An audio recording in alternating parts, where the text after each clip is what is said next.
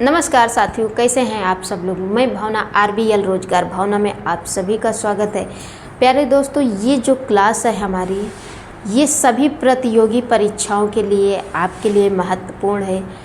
Theory की class है, संज्ञा का टॉपिक है, तो आप लोग क्लास में जुड़ जाइए। जो लोग क्लास में पहली बार आए हैं, चैनल को नहीं सब्सक्राइब किए हैं, तो वो चैनल को ज़रूर सब्सक्राइब कर लें, ताकि आने वाली हर क्लास उनको ऐसे ही समय समय से मिलती रहे।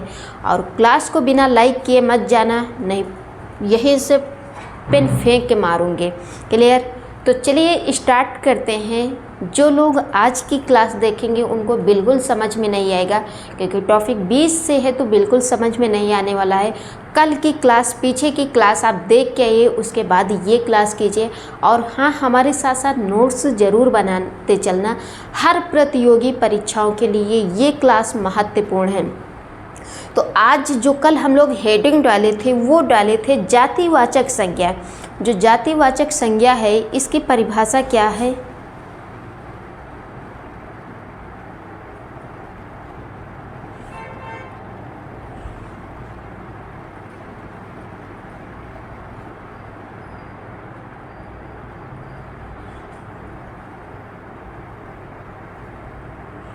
जातिवाचक संज्ञा की जो परिभाषा है वो है, जो संज्ञा किसी प्राणी, पदार्थ या समुदाय की पूरी जाति का बोध कराते हैं, उन्हें जातिवाचक संज्ञा कहते हैं।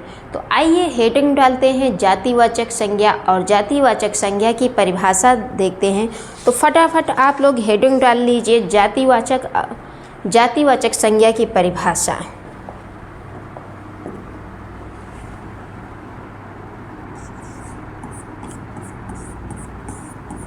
जातिवाचक संज्ञा, और इसकी परिभाषा लिखना है। चलिए, परिभाषा है, जो संज्ञा शब्द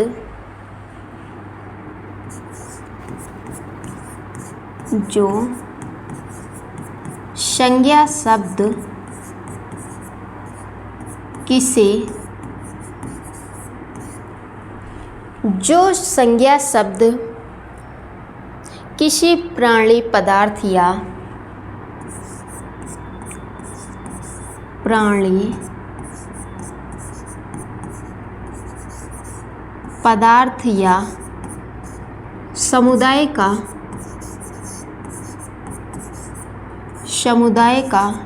का बोध कराते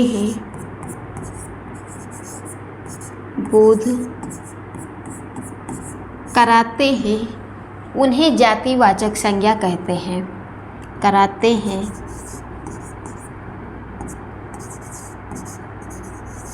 उन्हें जातिवाचक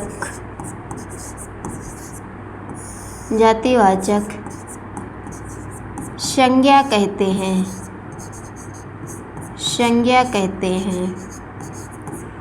परिभाषा क्या है? जो संज्ञा शब्द किसी प्राणी, पदार्थ या समुदाय का बोध कराते हैं, उन्हें जातिवाचक संज्ञा कहते हैं। जैसे नर, नारी, ग्रंथ,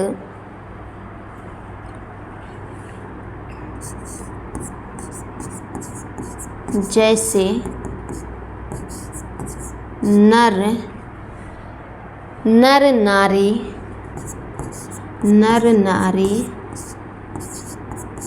ग्रंथ,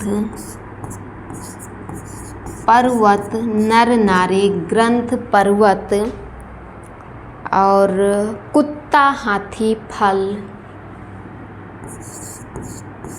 कुत्ता,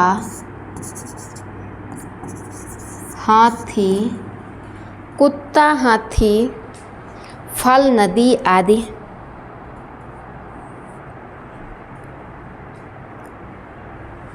हाथी, फल, नदी आदि।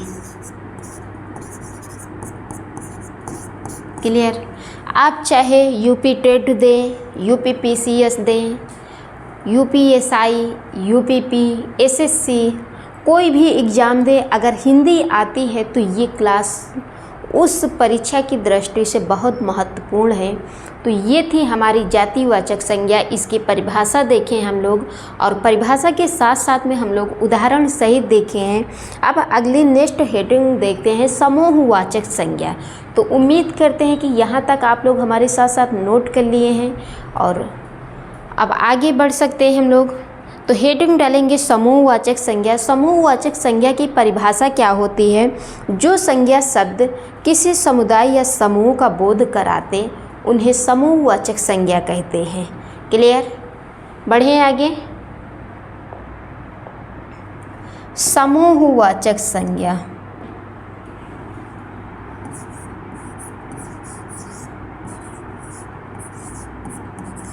समूहवाचक संज्ञा। समूहवाचक संज्ञा की परिभाषा क्या है? जो संज्ञा शब्द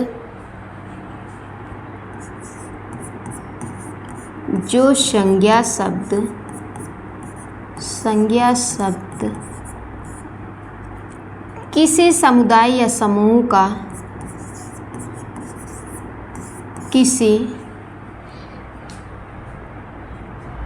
किसी समुदाय या समूह का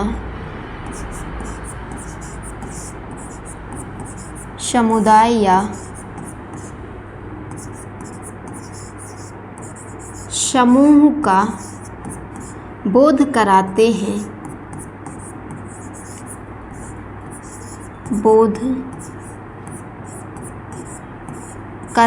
हैं, उन्हें समूहवाचक संज्ञा कहते हैं।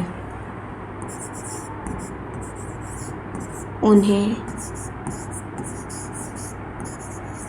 समूहवाचक संज्ञा कहते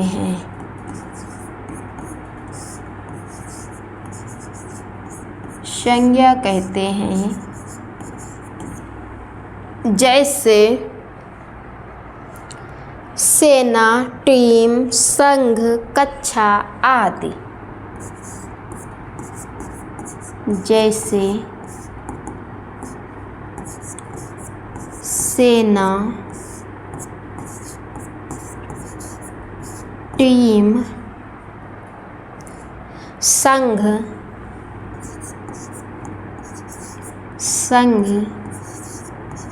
कक्षा आदि। क्लियर? समूहवाचक की परिभाषा क्या है? जो संज्ञा शब्द किसी समुदाय या समूह का बोध कराते हैं उन्हें समूहवाचक संज्ञा कहते हैं। सेना किसी एक से नहीं बनती है, कई लोग होते हैं तब सेना की टीम बनती है। टीम में भी कई सारे लोग होते हैं। संघ में, कक्षा में किसी एक से कक्षा नहीं बनती है, कक्षा में भी 2-4 लोग होते हैं तभी कक्षा बनती है। तो ये है हमारी समूहवाचक संज्ञा। अब अगली नेक्स्ट हेडिंग है द्रव्यवाचक संज्ञा। तो उम्मीद करते हैं कि यहाँ तक आप लोग हमारे साथ बिल्कुल नोट कर लिए होंगे। द्रव्यवाचक संज्ञा की जो परिभाषा है वो है, जिन संज्ञा शब्दों से किसी ऐसे पदार्थ या द्रव्य का बोध हो जिसे हम नाप तौल सकते हैं लेकिन गिन नहीं सकते, उन्हें द्रव्यवाचक संज्ञा कहते हैं। जैसे लोहा, सोना, चांदी, पीतल, ऊन, कपड़ा। तो हेडिंग डालते हैं द्रव्यवाचक संज्ञा।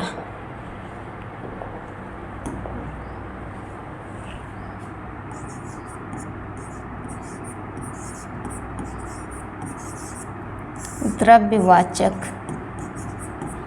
संज्ञा। द्रव्यवाचक संज्ञा की परिभाषा क्या होगी? जिन संज्ञा शब्दों से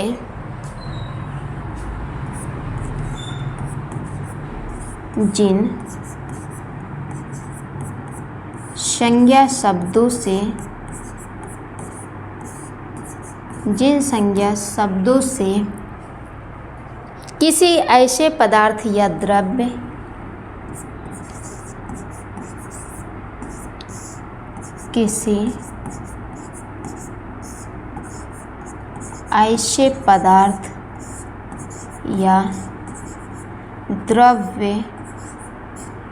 किसी ऐसे पदार्थ या द्रव्य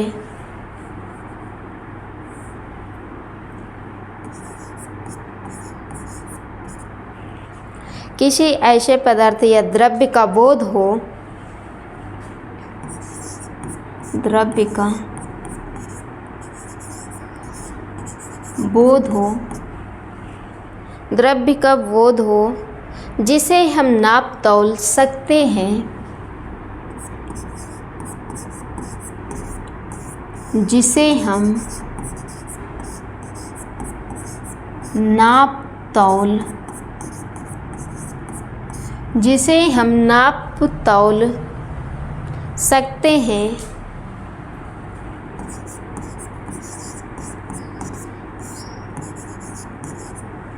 लेकिन गिन नहीं सकते हैं।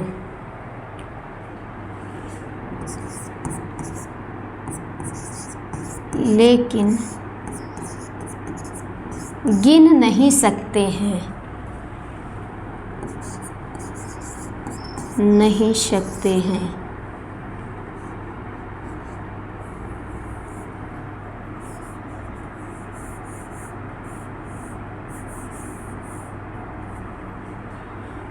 गिन नहीं सकते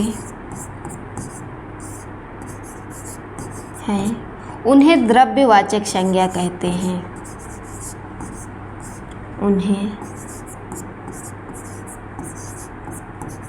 द्रव्यवाचक संज्ञा कहते हैं। जैसे लोहा सोना, जैसे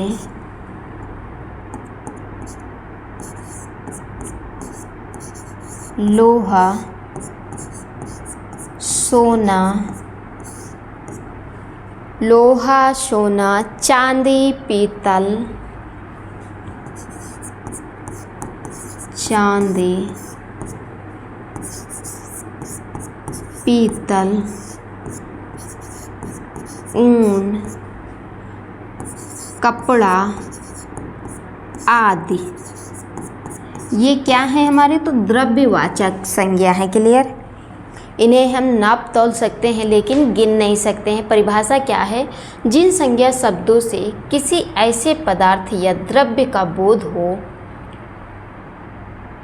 जिसे हम नाप तौल सकते हैं लेकिन गिन नहीं सकते, उन्हें द्रव्यवाचक संज्ञा कहते हैं। जैसे लोहा, चांदी, सोना, पीतल, ऊन, कपड़ा। क्लियर? तो ये हमारे क्या हैं? तो द्रव्यवाचक हैं। तो उम्मीद करते हैं कि ये भी आप लोगों को समझ में आ गया होगा। अब जो अगला नेक्स्ट बचा है वो है भाववाचक संज्ञा। तो जो भाववाचक संज्ञा है, भाववाचक संज्ञा की परिभाषा क्या है? जिन संज्ञा शब्दों से किसी व्यक्ति या वस्तु के गुण, दशा, स्वभाव, अवस्था आदि का भाव हो, आदि का बोध हो, वहाँ भाववाचक संज्ञा होती है। जैसे आशा, निराशा, क्रोध, बुढ़ापा, भूखा, प्यासा, ये हमारे क्या हैं? तो दशा हैं। तो यहाँ पे क्या प्रकट हो रहा है? भाववाचक संज्ञा। तो अगली नेक्स्ट हेडिंग डालते हैं भाववाचक संज्ञा।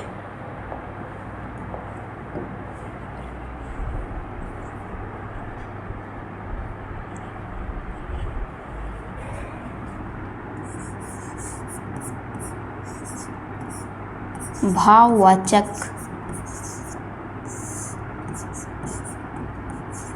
संज्ञा।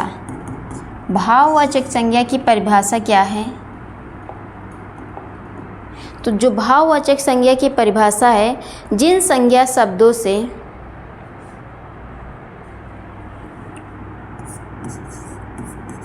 जिन संज्ञा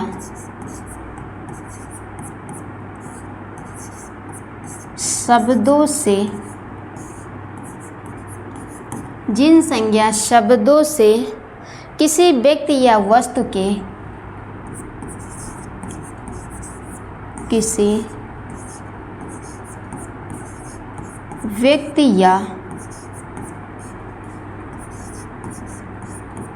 वस्तु के जिन संज्ञा शब्दों से किसी व्यक्ति या वस्तु के गुण, दशा, स्वभाव, गुण, दशा, स्वभाव अवस्था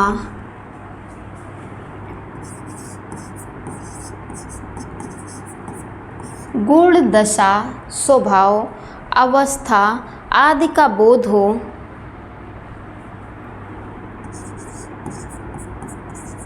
आदि का बोध हो, वो भाववाचक संज्ञा कहलाती है। बोध हो,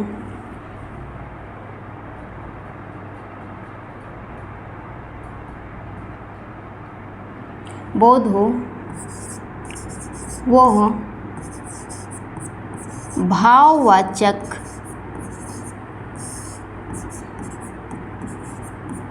संज्ञा कहलाती है। संज्ञा कहलाती है। क्लियर। परिभाषा क्या है? जिन संज्ञा शब्दों से किसी व्यक्ति या वस्तु के गुण दशा स्वभाव अवस्था आदि का बोध हो वो भाववाचक संज्ञा कहलाती है। जैसे आशा निराशा, जैसे आशा निराशा क्रोध, आशा निराशा क्रोध आदि भाव हैं।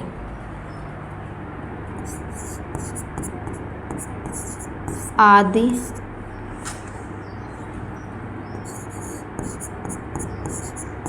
आदि भाव हैं।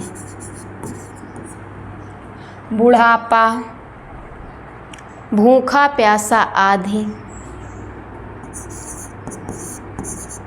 बुढ़ापा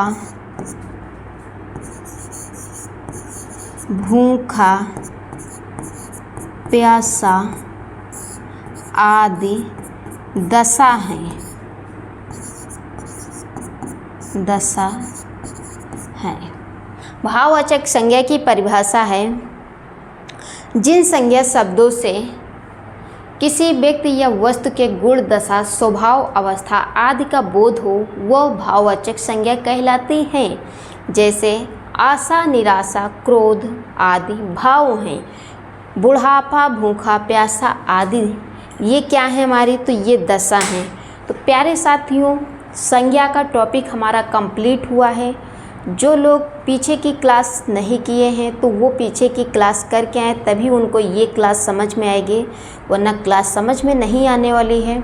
अगर क्लास पहली बार कर रहे हैं, चैनल को सब्सक्राइब नहीं किए हैं तो चैनल को ज़रूर सब्सक्राइब कीजिए ताकि आने वाली हर क्लास ऐसे ही समय समय से मिलती रहे। और क्लास को लाइक ज़रूर कर देना, अपने दोस्तों को शेयर कर देना। सभी का भला होना चाहिए। कोई भी आप एग्ज़ाम दो, अगर हिंदी आती है तो ये आपके लिए टॉपिक बहुत महत्वपूर्ण है। तो इस क्लास को छोड़ना नहीं, आप दोनों क्लास कर लेना। तो मिलते हैं ऐसे ही क्लास के साथ अगली नेक्स्ट क्लास में। तब तक के लिए अपना और अपने परिवार का ध्यान रखिए। Thank you so much. जय हिंद, जय भारत।